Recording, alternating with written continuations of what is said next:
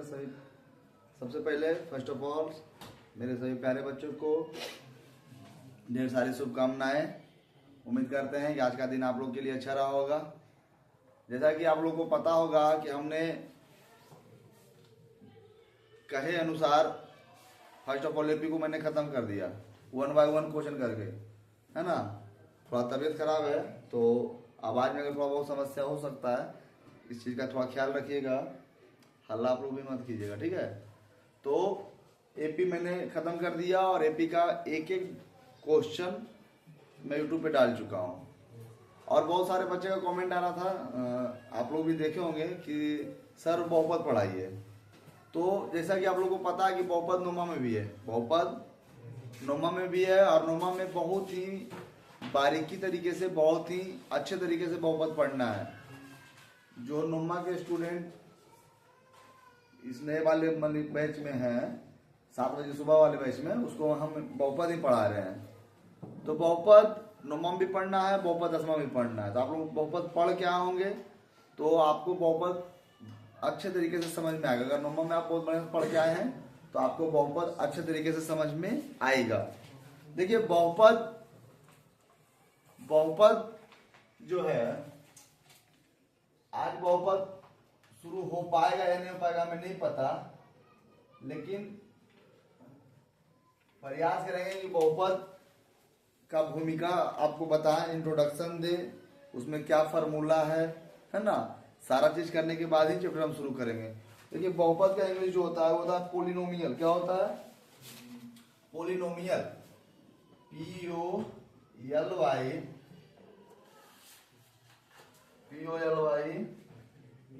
POLYNOMIAL, polynomial. अब देखिए इसीलिए बहुपद को P से सूचित करते हैं, बहुपद को P से सूचित करते हैं। अब देखिए बहुपद में जो राशि होता है कहीं पे x स्क्वायर होता है, कहीं पे y स्क्वायर होता है, कहीं पे z स्क्वायर होता है। वो ABCD का कोई भी अक्षर हो सकता है ना। तो अगर कोई भी बहुपद है जिसमें बहुत सारा पद है, अगर उसमें x है तो उस पूरे पद को हम px मान लेते हैं। अगर उस बहुपद में 2y square plus 2y plus 2 है तो पूरे बहुपद को p बाई मान लेते हैं। देखिए ध्यान रखिएगा, इसे बहुपद को हम क्या से सूचित करते हैं? p से। बहुपद कैसे सूचित करते हैं? p से। अब सबसे पहला जो पॉइंट आता है वो आता है बहुपद का घात। तो सबसे पहला पॉइंट आता है वो आता है बहुपद का घात। तो देखिए चर जो होता है x भी हो सकता है, y भी हो सकता है, z भी हो सकता है, चर कुछ भी हो सकता है। आपको चर अचर पता है या नहीं है? चर मतलब जिसका मान बदला जा सके, अचर जिसका वैल्यू बदला नहीं जाए। चर मान वह मान है जिसका मान बदला जा सके, अचर मान वह मान होता है जिसका मान बदला नहीं जा सकता है। जैसे अगर मान लीजिए हमारे पास 2 है, अगर हमारे पास 2 है तो इसका अगर यहाँ पे 2 है तो भविष्य में आगे भी 2 ही होगा। लेकिन अगर हमारे पास 2x है, अगर हमारे पास 2x है तो अगर जब x बराबर 1 तो 2 गुणे 1 बराबर 2, जब x बराबर 2 तो 2 गुणे 2 बराबर 4।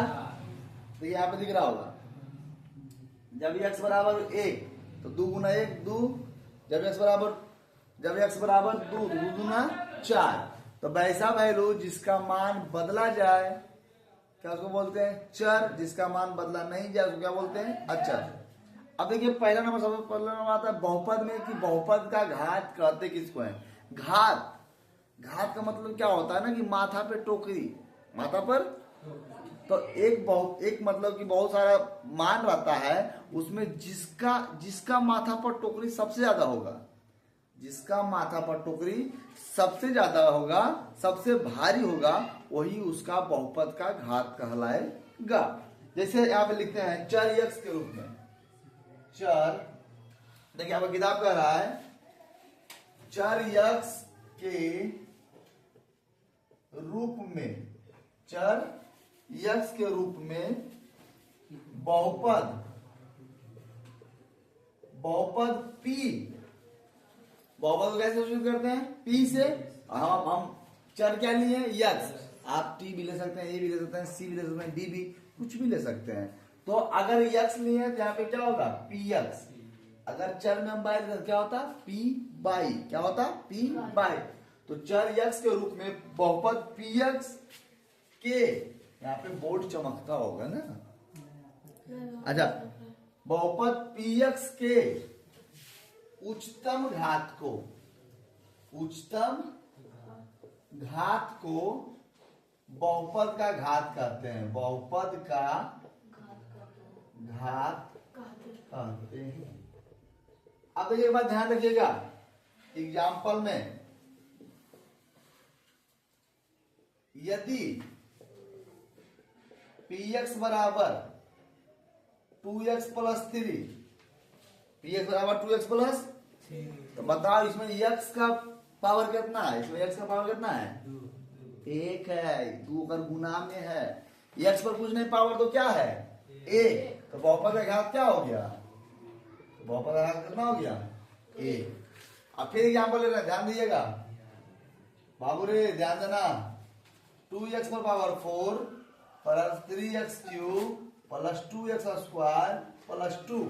अब बताओ इसमें x का, यहाँ पे क्या कर रहा है? क्वेश्चन समझिएगा, px में उच्चतम घात, उच्चतम मतलब सबसे ज्यादा। तो बताओ इसमें x का मान सबसे ज्यादा क्या है? अरे x पर टोकरी सबसे भारी क्या कर है? 4 का। इसमें घात कितना हो जाएगा? घात बराबर 4। घात बराबर, समझ में आया?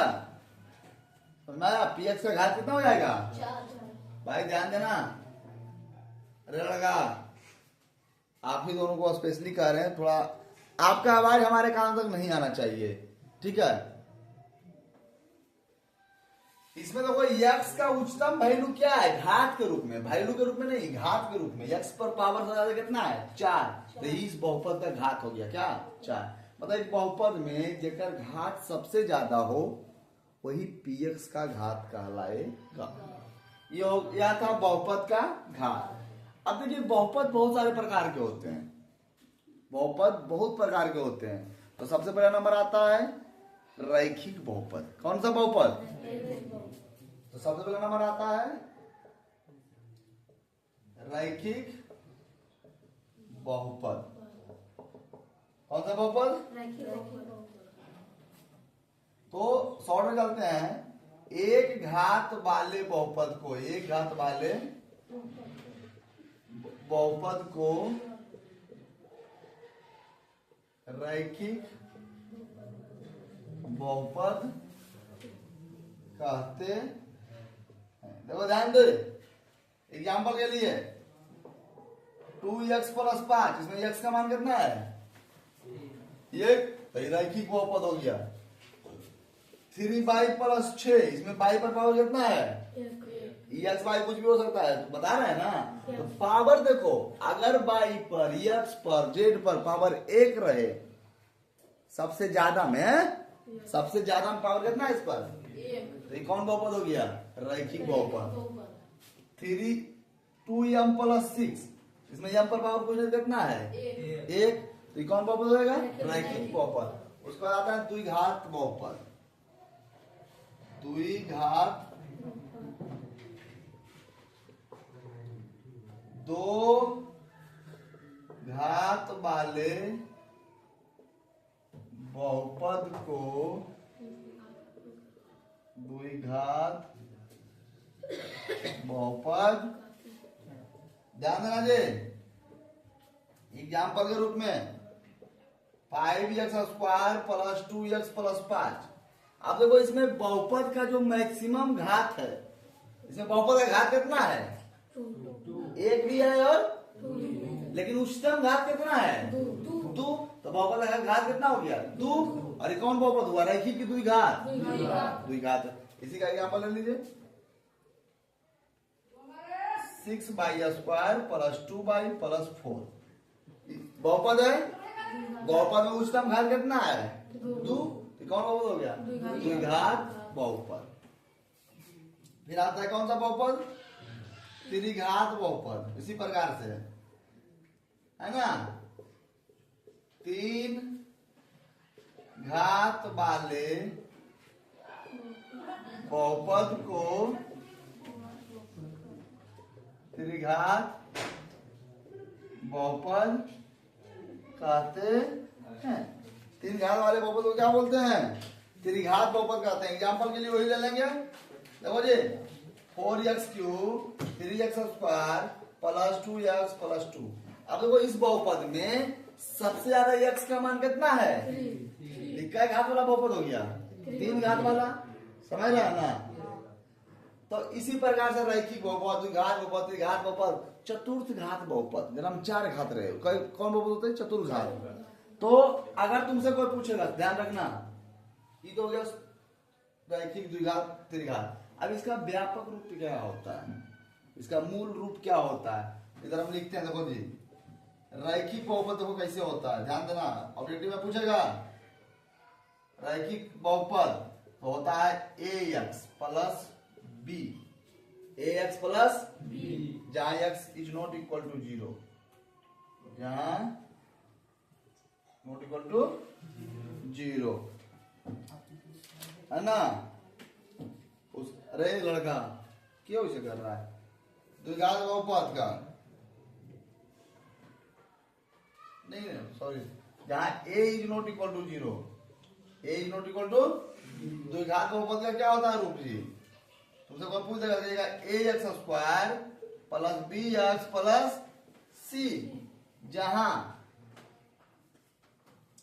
इसमें भी जहां a is not equal to 0। इसी प्रकार से त्रिघात बहुपद, मतलब बहुपद त्रिघात बहुपद ax² ax³ plus bx² plus cx plus d, इसी प्रकार से। चलिए लिख लीजिए पूरा उधरिए जल्दी।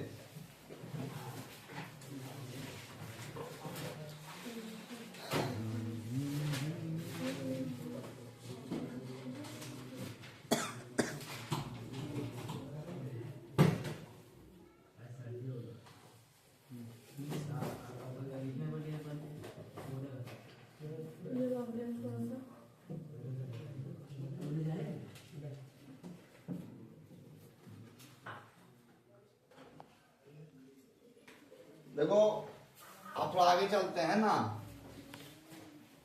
ठीक है? अब यहाँ पे थोड़ा समझ लगा है,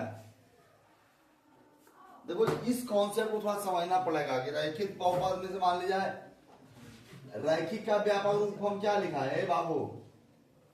रैखिक जो बहुपद है उसका व्यापक रूप है ax प्लस b, और जहां a is not equal to 0, सुनो ध्यान से, इसमें लिखा है कि रैखिक बहुपद का व्यापक रूप ax प्लस b, जहां a is not equal to 0। रैखिक बहुपद मतलब जहां पे x का वैल्यू, या फिर बहुपद में y हो तो y का वैल्यू, z हो तो z का वैल्यू, बहुपद में जो हो, यहाँ पे बहुपद का यहाँ पे चर मान क्या है? x। तो यहाँ पे देखो x का घात कितना है? तो कौन बहुपद है? रैखिक। अगर a का मान 0 कर दे, लगा ध्यान दो, अगर a का मान 0 रख देंगे तो 0 गुना x और प्लस b, 0 प्लस b तो खाली कितना बच जाएगा? b। अगर जब a का मान हम 0 रख देंगे रैखिक बहुपद बच रहेगा? नहीं रहेगा। दूसरा कॉन्सेप्ट इसी में समझो, द्विघात बहुपद, द्विघात बहुपद का रूप जो है ax² plus bx plus c, और जहां a is not equal to, यहाँ पे देखिए बहुपद का उच्चतम घात कितना है? 2। तो कौन बहुपद हो गया? द्विघात बहुपद। अगर a का मान 0 रख देते हैं, देखो ध्यान से, a का मान, तो ये पूरा मान कितना रहेगा? 0। अरे भाई यहाँ पे अगर 0 रखेंगे, 0 गुना x² होगा ये, और प्लस bx प्लस c, हो जाएगा 0 प्लस bx प्लस c, मतलब bx प्लस c। अगर भाई a का मान 0 आ गया गलती से, द्विघात बहुपद से कौन बहुपद बन जाएगा? अरे लड़का त्रिघात बहुपद रहेगा, रैखिक बहुपद ही बन गया। x का मान कितना है? 1, तो कौन बहुपद बना? तो इसीलिए कहा जाता है, बैठ जाओ ढंग से, समझ में आ रहा है ना? पता नहीं चलता कि द्विघात है कि त्रिघात है। अगर a का मान 0 आ गया गलती से भी द्विघात बहुपद में या त्रिघात बहुपद में या चतुर्घात बहुपद में, अगर a का मान 0 आ जाएगा भाई तो ये पूरा वैल्यू क्या कर देगा 0, तो बचेगा bx प्लस भाई द्विघात से कौन बहुपद बन गया रैखिक। इसी प्रकार से त्रिघात का वैल्यू होता है ax cube plus bx square plus cx plus d, जहां a is not equal to 0। अगर गलती से a का मान 0 आ गया तो ये जो त्रिघात बहुपद है ना कौन बहुपद बन जाएगा द्विघात। इसीलिए कहा जाता है कि a का मान 0 नहीं होना चाहिए। अब देखिए द्विघात और रैखिक बहुपद में थोड़ा कुछ समझते हैं, ठीक है।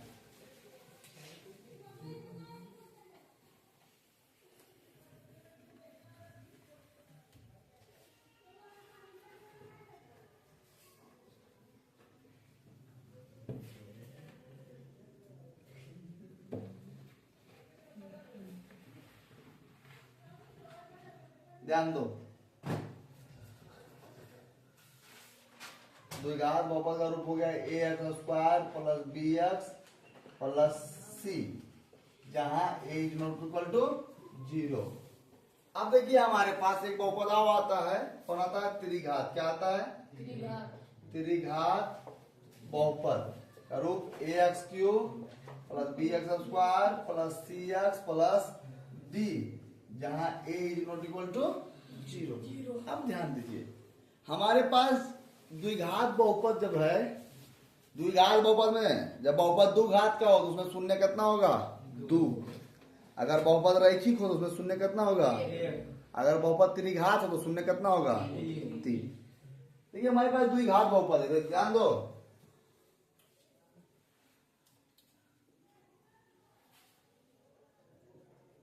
देखिए अल्फा इसको बोलते हैं अल्फा, इसको बोलते हैं बीटा।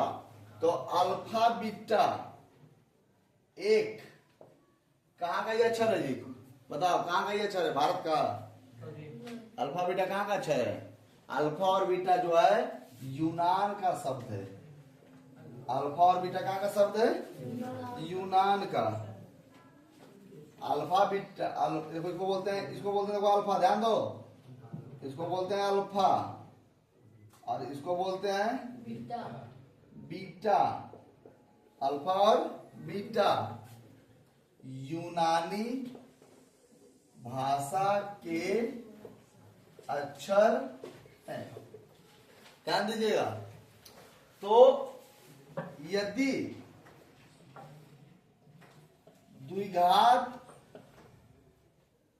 बहुपद, द्विघात बहुपद क्या होगा जी ax square plus bx plus c का शून्यक, द्विघात बहुपद में क्या शून्यक होगा 2 शून्यक होगा। तो यदि द्विघात बहुपद का शून्यक अल्फा तथा बीटा हो तो, यदि द्विघात बहुपद का शून्यक अल्फा तथा बीटा हो तो यहां पे सूत्र बनता है, पहला सूत्र क्या बनता है बोलते हैं मूलों का योग, मूलों का इसी को बोला जाता है अल्फा प्लस बीटा। इसका फॉर्मूला क्या बताएगा, इसका फॉर्मूला होता है माइनस बी बटा ए, और अल्फा तथा बीटा तो बोलेंगे मूलों का गुणनफल, मूलों का गुणनफल बराबर अल्फा इंटू बीटा, फॉर्मूला होता है सी बटा ए, सी बटा। देखो बाबू ये जो सूत्र लगता है द्विघात बहुपद में लगता है। द्विघात बहुपद में 2 घात तो शून्य कितना 2, त्रिघात बहुपद में क्या घात 3 घात तो शून्य कितना होगा 3। आइए अब चलते हैं, यदि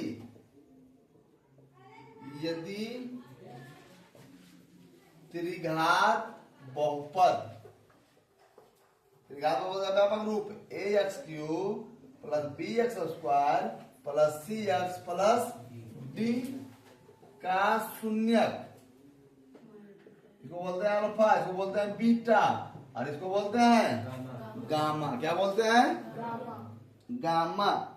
तो यदि त्रिघात बहुपद का शून्य अल्फा बीटा तथा गामा हो तो क्या हुआ, क्या लग रहा है?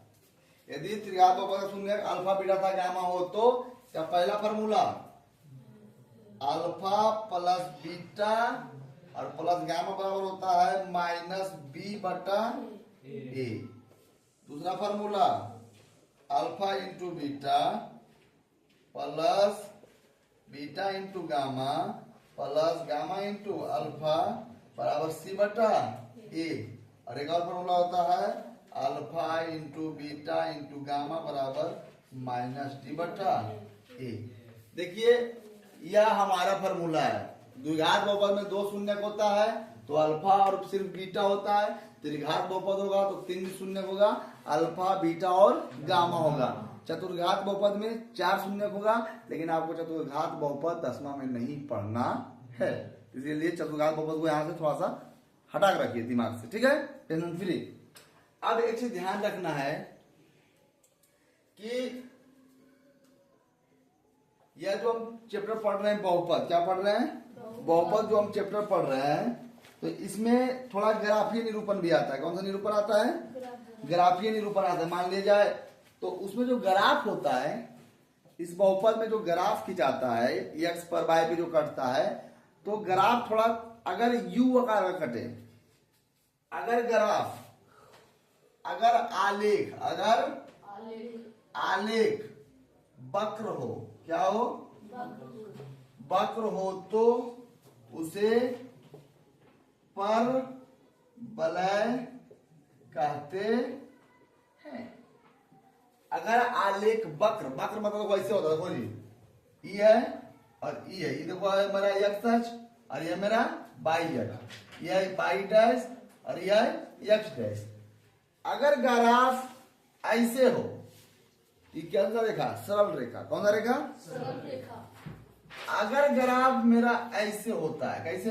ऐसे, तो इसको बोलते हैं परवलय। क्या बोलते हैं? परवलय। ठीक है, अभी और आगे हम चलते हैं, इसको पहले बताइए, बहुत जरूरी है। अल्फा और बीटा बहुपद का एकदम क्या है? स्तंभ है, इसी पर पूरा चैप्टर खत्म होगा।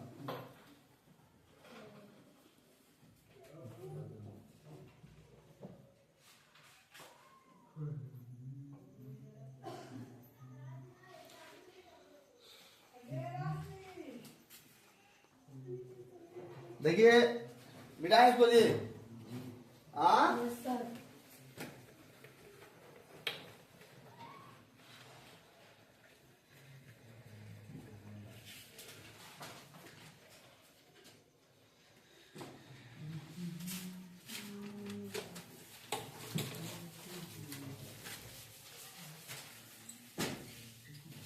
सुनो, देखिए हमारे यहाँ जो है ना बिहार में, ए लड़का ध्यान दो, कितना का आता है ना कि 2 गुना 2 कितना होता है? तो बता दिया 4। तो कितना जो 2 जोड़ 2 कितना होता है? तो फिर होता है 4। तो ये कहानी है, जैसे हम अभी क्या बोले कि एक बहुपद है, द्विघात बहुपद, अगर उसमें अल्फा और बीटा दिया हुआ है तो मूलों का योग कितना होता है? अल्फा प्लस बीटा बराबर माइनस बी बटा ए, और अल्फा इंटू बीटा बराबर सी बटा ए। द्विघात बहुपद में अल्फा और बीटा दिया हुआ तो मूलों का योग। अब तुमको क्वेश्चन दे देगा, वो क्या देगा? यदि बहुपद का शून्य, ये लगा बहुपद का शून्य अल्फा तथा क्या हो? बीटा हो तो, यदि बहुपद का शून्य अल्फा तथा बीटा हो तो क्या ज्ञात करें? बहुपद ज्ञात करें। तो बहुपद का डायरेक्ट फार्मूला होता है जी, क्या होता है पता है? X square minus alpha plus beta into X और प्लस अल्फा इंटू बीटा। ये बहुत ही महत्वपूर्ण सूत्र है, तुमको शून्य दे देगा तो वो कहेगा ना कि एगो मान लीजिए एगो बहुपद है, अगर शून्य 2 है वो कितना है? 4 है। तो हमको बहुपद क्या करके दिखाइए? क्या करके दिखाइए? तो ये दो शून्य का देख, शून्य कौन हो गया अल्फा, कौन हो गया बीटा। तो बहुपद बराबर क्या हो जाएगा, फॉर्मूला था X square minus alpha plus beta into X और plus alpha into X square minus alpha कितना है 2 और बीटा कितना है 4 इंटू एक्स और 2 इंटू 4।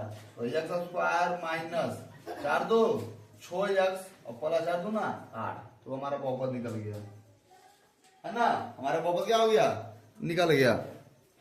अगर हमारा दो शून्य दिया हुआ हो अल्फा था बीटा, अगर हमारा दो शून्य दिया हुआ हो अल्फा था बीटा, अगर हमारा दो शून्य दिया हुआ अल्फा था बीटा, ठीक है, तो हमारा बहुपद इस सूत्र से निकल जाएगा। ठीक है, हम बहुपद से शून्यक भी निकाल लेंगे और शून्यक से बहुपद भी निकाल लेंगे। अगर हम करो बेटा ये ना तो हमारे बाप भी है, समझ लेना, समझ रहा है जी। अगर हम किसी का बेटा है तो कोई हमारा पिता भी है, वही कहानी यहाँ है। शून्यक से बहुपद अगर निकालेंगे तो बहुपद से शून्यक भी निकालेंगे, याद रखिएगा। यह सूत्र होता है, यदि बहुपद अल्फा था बीटा हो तो बहुपद x square minus alpha plus beta into X और प्लस अल्फा इंटू बीटा। अब आगे चलते हैं, ध्यान दीजिएगा एकदम एक एक चीज। अब इसी में एक चीज और आता है, एक चीज क्या आएगा, आप लोग बचपन में पढ़े होंगे, इसको क्या बोलते हैं जी भाज, इसको क्या बोलते हैं गड़बड़ा देगा नीचे में चलते, इसको क्या बोलते हैं शेषफल, इसको क्या बोलते हैं भागफल, क्या बोलते हैं भागफल। अभी कौन राजा पैसा नहीं जी, हाँ? अब देखो इसको बोलते हैं भाजक और इसको बोलते हैं भाज, ठीक है। तो जब हम बचपन में पढ़े हैं तो भाज बराबर होता है भाजक, नहीं कोई बोलो बीच में, भागफल और प्लस शेषफल। यह हमारा चौथा पांचवा छठा का भागा है। जब आप 10वां में आइएगा इसी को तो कहा जाता है, भाजक को कहा जाता है GX, इसको बोला जाता है PX और इसको बोला जाता है QX और इसको बोला जाता है RX। तो हमारा फॉर्मूला PX बराबर होता है GX गुने QX और प्लस RX, कुछ होता है RX, GX गुने QX प्लस अगल गुना बगल और जोड़ शेष, अगल गुना बगल और जोड़ शेष, अगल गुना बगल और जोड़ शेष कर दिया। हमारा बीच वाला आ रहा था, हमारा भागा क्या है सही है, मोहन जी ध्यान दीजिए इधर, अगल गुना बगल किए और नीचे वाला जोड़ दिया, हमारा भागा क्या है सही है। देखिए अगर आप पांचवा छठा में शेष पढ़िएगा तो 10वां एकदम सटीक सब बैठ जाएगा, नहीं तो फिर कहिएगा भैया इस शेष क्या होता है, भाजक क्या होता है, GX कहां से आ गया, किसी का इंग्लिश होता है, इसका इंग्लिश ही होता है, भागफल का इंग्लिश ही होता है, और x क्या है उसमें 4 वैल्यू है, x क्या है 4 वैल्यू। आप भाग 10वां भागा ना ऐसे नहीं पढ़ना पड़ेगा बबुआ, 10वां भागा ऐसे नहीं पढ़ोगे कि 2 4 8, 10वां भागा ना कैसे पढ़ेगा 2x, वाह ऐसे पढ़ेगा भागा, तो ऐसे मारे खत्म, हमारा 10वां भागा ऐसे पढ़ना पड़ेगा, ठीक है। ये लगा ध्यान दो। आप देखिए इसी में एक फार्मूला आता है, इसमें एक फार्मूला क्या आता है कि अगर हम किसी भी चीज को भागा दे रहे हैं, अगर GX से हम PX में क्या दे रहे हैं, ये लगा ध्यान दो, अगर हम GX में PX से भागा दे रहे हैं, अगर हमारा नीचे शून्य आ जाए, शून्य मतलब 0 लड्डू, तो GX PX का एक गुणनखंड होता है। अगर जब GX देखता है नहीं देखता है, वो देखिए 2 से भागा दिली 9 में तो 2 चौक 8, एक बच गए, और 2 से भागा दिली 8 में तो 2 चौक 8, यहाँ 0 बच गया, यहाँ कितने बच गया 1, तो देखिए गुणनखंड है 1 कर, ये गुणनखंड नहीं है। अगर GX जब हम GX से PX में भागा देते हैं, अगर शेष हमारा 0 बच जाए तो GX PX का एक गुणनखंड होता है। अगर शेष 0 बचे तब, जब gx को नहीं, ऐसे ऐसे लिखो, जब px को gx से भाग, जब gx को px से भाग देने पर शेष rx बराबर 0, शेष rx बराबर 0, तब gx px का एक गुणनखंड होता है। जब rx जब 0 नहीं बचे तो gx px का एक गुणनखंड नहीं होता है। जब px को gx से भाग देने पर rx is not equal to 0, rx is not equal to 0, तब gx px का एक गुणनखंड नहीं होगा, gx px का एक गुणनखंड नहीं होता है। ठीक है, आपका सुनो जी, ये लगा ध्यान दो, आपका बहुपद का जो भी फार्मूला था, जो भी सिलेबस मतलब जो स्टार्टिंग सिलेबस होता है ना, अब आप बहुपद को बना सकते हैं। मतलब सारा फार्मूला सूत्र जितना टॉनिक देवे का जड़ी बूटी दे दिए हैं, अब सीधे क्या करना है, हमला करना है। तो इन्हीं चंद पॉइंट के साथ आज का क्लास यही खत्म करते हैं। उम्मीद करते हैं कि आप सब प्यारे बच्चों को समझ में आया होगा। और यह जो सारा पॉइंट है भाई, इसको नोट करना है बढ़िया से कॉपी में, और ऑब्जेक्टिव यहीं से आता है, ऑब्जेक्टिव कहीं और।